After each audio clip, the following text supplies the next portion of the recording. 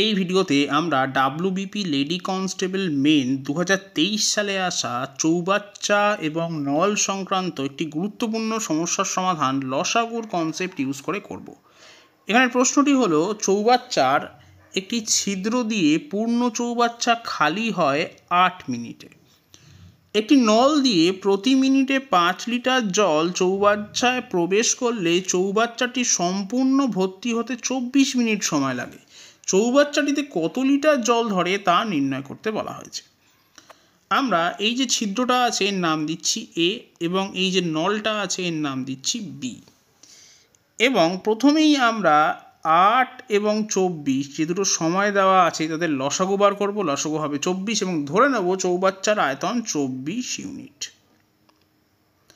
তাহলে এখন যে কন্ডিশন দেওয়া আছে যে এ যে ছিদ্রটা আছে সেটা 8 মিনিটে খালি করে 24 ইউনিট, তাহলে এ দিয়ে 1 মিনিটে খালি হবে 24/8, তার মানে 3 ইউনিট।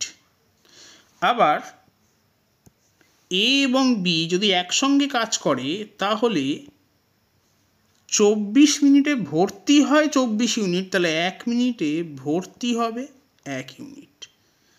তাহলে এই দুটো থেকে এটা ক্লিয়ার যে বি যে নলটা আছে সেইটা 1 মিনিটে ভর্তি করে 4 ইউনিট। তার কারণ এটা খালি করছে আর এ আর বি একসঙ্গে 1 মিনিটে 1 ইউনিট ভর্তি করছে। তাহলে বি নল যেটা আছে বা পাইপ যেটা আছে তাকে অবশ্যই 1 মিনিটে 4 ইউনিট ভর্তি করতে হবে।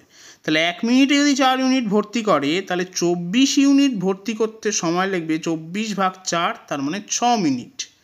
আবার দেওয়া আছে যে প্রতি মিনিটে 5 লিটার করে জল চৌবাচ্চায় প্রবেশ করায়, তাহলে 6 মিনিটে প্রবেশ করাবে 6 × 5, তার মানে 30 লিটার।